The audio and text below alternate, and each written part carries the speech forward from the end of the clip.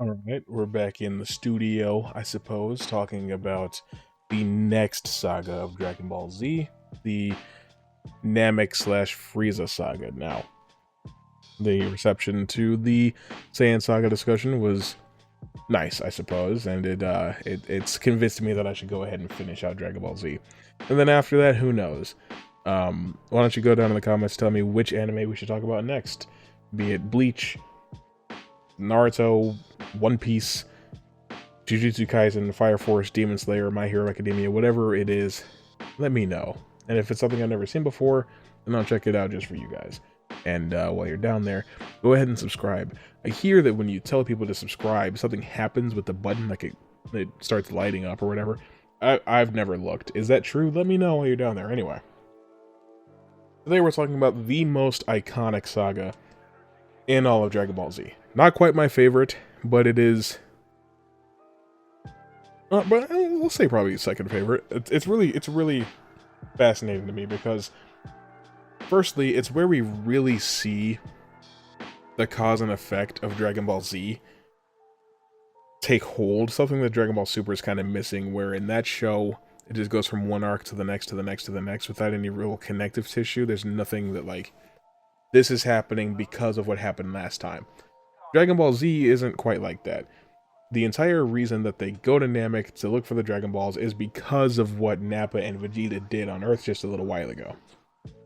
It's also probably the most complicated saga, because you have what Frieza's up to with the Ginyu Force and the Frieza Force, and you have what Vegeta's up to, and you have what Bulma, I almost said Bulma and Trunks, what Bulma, Krillin, and Gohan are up to, and you have what Goku's up to, and you have the Z fighters training on King Kai's planet. There's a whole lot of moving pieces in this particular saga, and it seems like it would get overcomplicated or weighed down by the sheer number of characters, but I don't really think that that's the case here.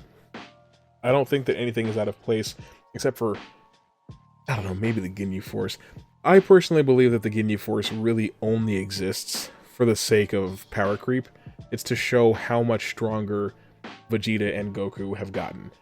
Because you have Birder, who's the fastest in the universe, but then Goku ends up being faster than that. You have, the Ginyu Force putting a beat down on Vegeta, and then he's able to one-shot most of them, you know what I mean? Stuff like that. I think that's the entire purpose of the Ginyu Force being there, because you just can't start fighting Frieza too early. But I really appreciate just the way that this arc is set up, because it gives Gohan a lot of agency. He demands to be allowed to go to Namek with Bulma because it's his fault that Mr. Piccolo is dead. He wants to do what he can to make a difference, to help bring somebody back to life that died making a sacrifice on his behalf. He isn't comfortable sitting on the sidelines and being a passive character anymore. This is where Gohan starts to step into something of a main character role, something that I think Toriyama really wanted to set up with Gohan. And despite being so young, it's probably where he starts to go into his era of being at his most interesting. I really like him here. Another character that gets a lot to do is Vegeta. He starts to become a little bit more complex because this whole thing, it's like a race. Everybody wants the Dragon Balls for a different reason, and that's what I love so much about this saga. Frieza wants immortality so that he can rule the universe forever. Vegeta also wants power and immortality so that he can overthrow Frieza. A, to, get out from under his thumb, but B, because he's a Saiyan, and Saiyans are power hungry by nature, and they don't like being oppressed. That's what Frieza was worried about in the first place when he destroyed Planet Namek. But then obviously the Z fighters want the Dragon Ball so that they can bring back all of their friends. But it's, I don't know, just the atmosphere and the tone of this particular saga is just so much heavier and darker and more intense than the Saiyan saga as well. Frieza truly feels like a force of nature and a force to be reckoned with. He's a character that every time he's on screen, you know that shit's real. It's always a matter, like a question of who's going to die anytime you see him, because you're always pretty sure that somebody is. I think that makes a great villain. I think that Frieza, even though his motivations are really simple and easy to understand. He's not a complex character in the slightest. He's still really effective as a villain just because of his screen presence, and just knowing how much of a threat he must be if he has the fastest person in the universe, quote unquote, you know, working for him. If the entire Guinea force is afraid of this guy and they don't want to even think about trying to overthrow him, this guy must mean business. And so obviously, when you start to advance through the saga a little bit more, and Frieza does get more hands-on, that ends up being absolutely true, but let's not get ahead of ourselves here. I also really like Goku's training arc on his way to Namek. I think that the increased gravity training is really interesting, and it sets a precedent for the rest of the show. But I also appreciate how much of this saga goes on without him. And even when he does show up, he's only active for a little while before being taken right back out of commission, and then everybody else goes to fight Frieza without him. I love getting to meet the Namekians and learning more about the culture. I love that Guru awakens Krillin and Gohan's potential, because it gets to really shine a light on the kind of character that Gohan is, because he's different than his dad was as a kid. Even if he's also pure of heart, and, you know, he also has no ill intentions in his heart, or in his spirit, he is more virtuistic and altruistic than Goku ever was at that age. Goku has always just liked a good fight. He might not be evil, but Toriyama has said he's also not that good. But Gohan is. Gohan is inherently a heroic individual, and I really appreciate that about that character. And I always will. Another thing that's interesting about this arc is that I believe Namek has 3 suns, so it's literally always sunrise. That does make it hard to know exactly how long the Namek Saga is, because it just feels like it takes place over one long-ass day, but it's probably a few weeks, if we're being honest. It just doesn't really feel that way. It's just hard to convey, I guess, the passage of time there. But I really like just the incremental how do I say what I'm trying to say? I appreciate that the scale is increased in increments and the threat is introduced by that same measure. It's just little by little you get to learn more and see more about the way that the Frieza Force works and why Vegeta is so afraid, and just what is at stake here, especially when you find out that when Vegeta finds out that Frieza is the one that destroyed Planet Namek. And there's this how do I even say? There's this really character-defining moment for Vegeta where he puts something above his own survival. He considers the well-being and the safety of others, and he considers revenge not just for himself but for everybody.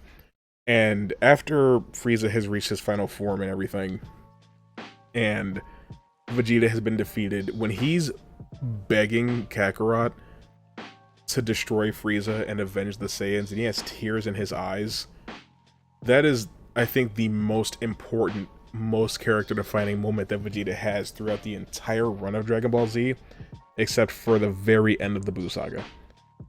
And Goku even admits out of his own mouth that it must have been extraordinarily difficult for Vegeta to muster up the nerve to beg Kakarot, basically on his deathbed, to put aside his own pride, and while weeping for his people and for himself, ask Kakarot to defeat Frieza. That moment has stuck with me for so long, and then of course he dies right after that, and I honestly do wish that Vegeta had stayed dead from then, just because, as much as I do love Vegeta, I think that, you know, spoiler alert, the character has just been humiliated and emasculated so many times, and he's never really been allowed to progress too much at once. He takes 2 steps forward and then a step back, you know. His character develops very slowly, very gradually, but not in as satisfying a manner as I would like. Like, I enjoy him in the Cell Saga, but not really so much in the Buu Saga or in Dragon Ball Super, really at all. I think that he was at his most interesting here on Namek. You know, learning to work with others, not just, you know, from a position of power, but for the sake of communal survival. That's a really good moment for Vegeta. And he still has his scheming and conniving ways, you know, pitting Ginyu and Kakarot against each other to buy himself time to go try to circumvent Frieza again. It's stuff like that. I prefer, I don't know. I know a lot of people really appreciate Vegeta's character arc and how he's turned good over the years and become a hero. That's cool and everything. It just echoes Piccolo Jr. in a less interesting way, I suppose. I wish that his arc had been different from Piccolo Jr. in that he did learn humility and to rely on others and to, you know, consider working with people and stuff like that. And then to learn that humanity has its merits too before he dies and then stays dead. I think that would have been a perfectly good place to end his character, but it didn't happen that way, and that's totally fine. It doesn't really matter. I do appreciate Piccolo coming back. I'm glad that he was the first one wished back, because Piccolo, you know, he's one of my favorite characters in the entire franchise. I liked watching him work with everybody to try and fight Frieza, even if he didn't accomplish too much. You know, he just kind of got bodied by Frieza's third form for 20 minutes. That was really unfortunate. But of course, we are burying the lead here. We've talked for quite a while without even mentioning the moment of the Frieza Saga, the Buu Saga. What the hell? The Super Saiyan transformation. This is a moment that has defined shonen anime for 30 years. Anytime your favorite anime protagonist transforms, it's because of this. And it's something that's set up so interestingly from basically the beginning of the arc. You know, Vegeta's talking about the Super Saiyan, and it ties back into why Frieza destroyed Planet Vegeta in the first place, because he was worried about the Super Saiyan rising up. You know, there's been debates on if the Super Saiyan is a real thing, or if it's just a legend, or just a myth. And Vegeta swears he's becoming one because for as strong as he's getting, he must be the strongest Saiyan who ever lived. So he must be the Super Saiyan. But then Goku shows up after getting his ass handed to him following Ginyu stealing his body. And Vegeta realizes, uh-oh. You're in for it now, Frieza. That's a fucking Super Saiyan. And even then, we still didn't know because we'd never seen one. Is Goku a Super Saiyan? What does it mean to be a Super Saiyan? Is it just something you become? Is it how does it work? Oh, but then he does that spirit bomb on Frieza. Another thing, just real quick, I want to mention. I do love the moment where they trade blows for a little while, and they seem evenly matched, and Krillin's like, oh, snap. Goku and Frieza are at around the same level of strength, it seems. You know, it's around the same power level. If Goku just pops the Kaioken, surely he'll win. And then Goku's like, dude, I've been using the fucking Kaioken this whole time. I've been using the Kaioken this whole time. It did nothing. Now, I don't like that pretty much made the Kaioken irrelevant for the rest of the franchise. Yeah, it popped back up in Super, but you know, for the next 20 years, the Kaioken never really mattered again, which is unfortunate, but it was replaced with the Super Saiyan transformation. After Goku uses the Spirit Bomb on Frieza, and he survives, he pops out of the water a little angry, and kills Krillin. And all of the training, and all of the sacrifice, and heartbreak and trauma that Goku's been through over the years, it pushes him over that edge. It pushes him past his limit, and he finally transforms into a Super Saiyan, and we see what that means. His hair turns golden, he ascends to a new power level never thought imaginable, and he completely eclipses Frieza. And it's a form driven by rage, and it's just so incredible. The moment is so epic, and he just lays the smackdown on Frieza so bad. So bad that he could win the fight in an instant if he wanted to. But he wants to drag it out. He wants to make Frieza pay for what he's done. And so his ego gets the better of him, and Frieza decides to destroy the planet. And so now the fight's on a timer. Ironically enough, there's 5 minutes left until the planet explodes, even though that lasts another maybe dozen episodes. This fight is probably It's probably the longest one-on-one fight in anime history. I think I've heard that before, but it's also entirely possible that something has come along since then to surpass it. I don't, personally know what that would be, but I'm sure that in the, 30 years since this fight aired way back in the day, that it's probably happened by now. But it's still just such a... It is the quintessential Dragon Ball fight. It's long, it's drawn out, it's broken up with a lot of dialogue sections, the stakes are as high as they ever have been, it's intense, the animation gets a little wonky at times, but, it's Dragon Ball at its best, to that point. And I could talk about Porunga and whatever else, but I don't really think there's a point.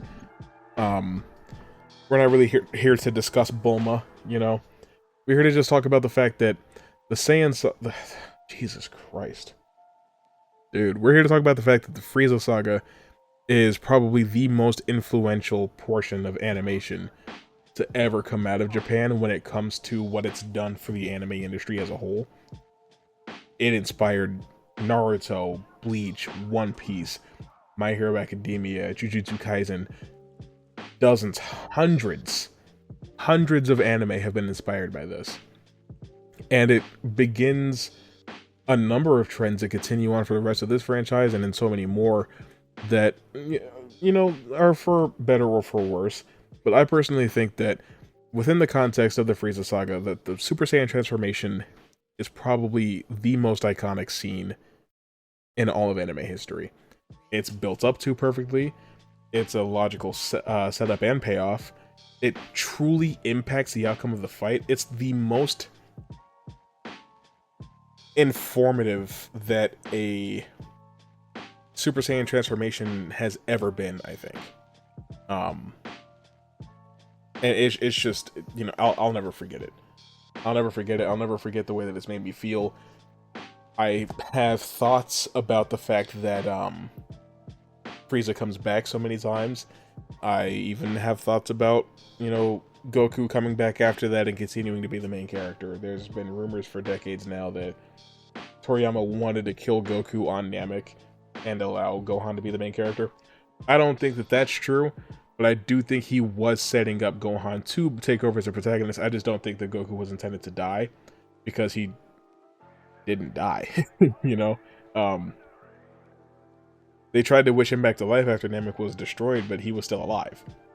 Now, it's entirely possible that he could have just become like a galaxy explorer or something like that, or he could have even returned to Earth. But I think that him taking a back seat and becoming like a mentor figure to Gohan so that he could eventually become a Super Saiyan or something, and, they defend the world in that way and Gohan takes over. And maybe that was the intention. Maybe that could have been more interesting. We'll never really know. It's just, I guess it's an interesting conversation that's worth having. And I've always kind of wished that Goku had stepped out of the spotlight at some point, especially now. He's been the main character of Dragon Ball for 40 years. What's the point? Like, what do we gain from still having Goku at the center of it all? But none of that was really a problem yet. Just within the context of the Frieza Saga, dude, what is my problem? Within the context of the Frieza Saga, it all works perfectly. I think that each plot line feeds into the other ones, flawlessly. I think there's just the right amount of characters, just the right level of stakes. And like I said, the ending of the last one flows perfectly into the beginning of this one, and this one flows pretty decently into the Cell Saga. We'll get to that one when we get to it, but overall, one of the most influential, one of the most impactful, one of the most well-crafted arcs in shonen anime history. I well and truly do love the Frieza Saga. But what do you guys think? What's your favorite Dragon Ball Saga? Same questions from last time. Are you a Cell Saga fan like I am? Do you like the Buu Saga? Do you prefer Dragon Ball Super, original Dragon Ball, whatever it is? Please let me know. I'm very interested to hear. While you're down there, subscribe if you're new. Leave a like, and I'll see you later.